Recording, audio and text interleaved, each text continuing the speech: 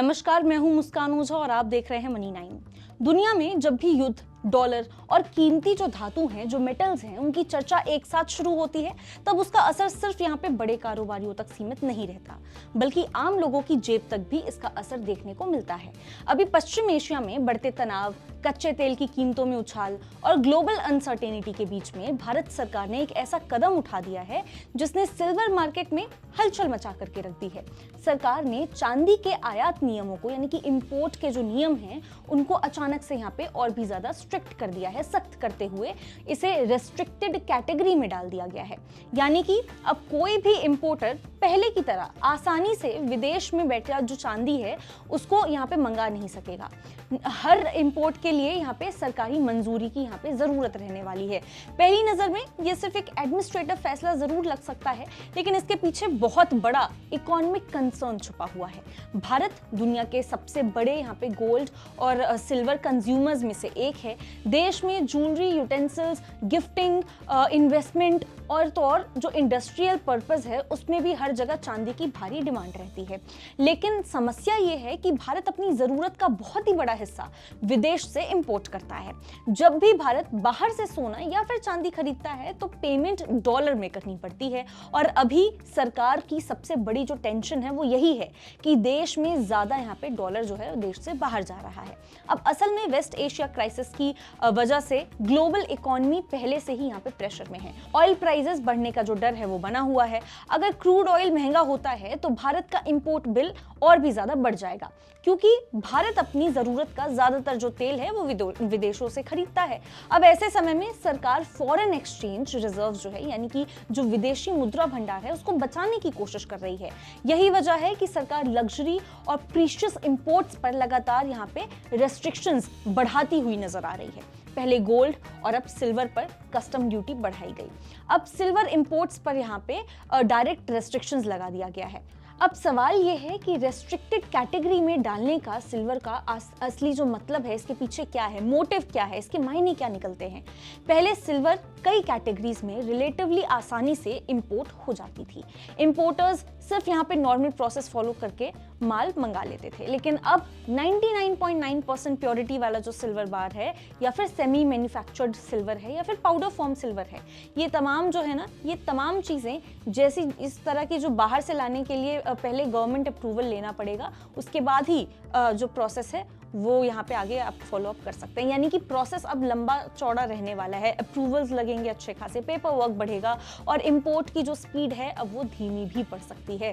सरकार का लॉजिक, जो मोटिव है, जो लॉजिक है, इसके पीछे बहुत ही क्लियर है, बहुत ही साफ है। कम इंपोर्ट्स मतलब कि कम डॉलर आउटफ्लो।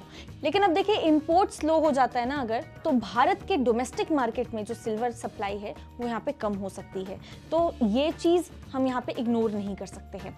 जब सप्लाई घटती है और डिमांड वैसी की वैसी बनी रहती है तो प्राइसेस तेजी से ऊपर भागने लगते हैं, और यही वजह है कि एक्सपर्ट्स ऐसा मान रहे हैं कि आने वाले समय में भारतीय बाजार में सिल्वर इंटरनेशनल मार्केट से भी ज्यादा प्रीमियम पर बिक सकती है। सबसे इंटरेस्टिंग बात यह है कि चांदी अब सिर्फ ज्वेलरी मार्केट नहीं रह गई है, बल्कि पहले लोग सिल्वर को मेनली पायल या फिर बिछिया गिफ्ट करने के लिए या फिर बर्तन, इन्वेस्टमेंट के तौर पे देखते थे, लेकिन आज सिल्वर मॉडर्न इकोनॉमी का इंडस्ट्रियल मेटल बन चुकी है।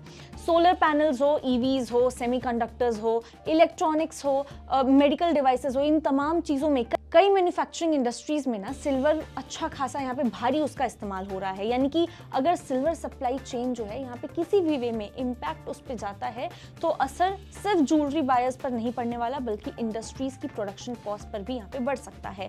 यहीं से मार्केट में पैनिक बाइंग का डर भी शुरू होता है। जब कारोबारियों को ये लगता है कि फ्यूचर में सप्लाई कम हो सकती है तो वो पहले से ही ज्यादा स्टॉक जमा करना शुरू कर देंगे। अब इससे मार्केट में आर्टिफिशियल शॉर्टेज जैसी की जो स्थिति है वो बन सकती है। डिमांड अचानक बढ़ती है, जो सप्लाई है वो लिमिटेड रहने वाला है और प्राइसेस तेजी से स्पाइक करने लगते हैं। यही रीजन है कि एनालिस्ट, जो हमारे तमाम एनालिस्ट हैं, उनको ये भी डर है कि एमसीएक्स जैसे जो भारतीय मार्केट्स हैं उसमें सिल्वर प्राइसेस इंटरनेशनल प्राइसेस से कहीं ज्यादा यहाँ पे तेजी से ऊपर जा सकता है। अब सरकार का ये जो कदम है कहीं ना कहीं उसी ब्रॉडर ऑस्टेरिटी को और जो फॉरेक्स सेविंग स्ट्रैटेजी है उसका बहुत बड़ा हिस्सा माना जा रहा है, जिसकी चर्चा हाल के दिनों में बढ़ी है। Rising oil prices, weak global conditions और बढ़ते इंपोर्ट बिल्स के बीच में सरकार ऐसी चीजों पर कंट्रोल चाहती है जिनसे डॉलर आउटफ्लो ज्यादा होता है। गोल्ड और सिल्वर इंपोर्ट्स भारत के इंपोर्ट बिल का बड़ा हिस्सा बनाते हैं, इसीलिए सरकार इन्हें सिर्फ कमोडिटी नहीं बल्कि स्ट्रैटेजिक असेट की तरह देखने लगी है।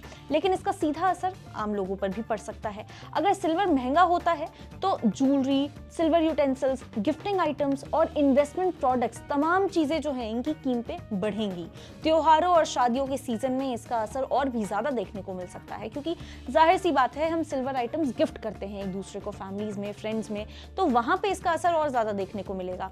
वहीं इंडस्ट्रियल डिमांड बनी रहने की वजह से सिल्वर की जो लॉन्ग टर्म कीमतें हैं उस पर भी अपवर्ड प्रेशर बना रह सकता है। शॉर्ट में समझें तो ये सिर्फ यहाँ पे सिल्वर इंपोर्ट रेस्ट्रिक्शन की खबर नहीं है जो हम आपको बता रहे हैं, इसके पीछे बहुत बड़ा मैक्रो इकोनॉमिक जो स्टोरी है वो भी छुपा हुआ है। डॉलर बचाने की कोशिश, विदेशी मुद्रा भंडार पर दबाव, West Asia tension, rising oil risk और जो फ्यूचर इन्फ्लेशन कंसर्न्स हैं, ये तमाम चीजें हैं इसके पीछे, और इसी वजह से सरकार अब प्रीशियस मेटल्स इंपोर्ट को ज्यादा क्लोजली कंट्रोल करना चाहती है।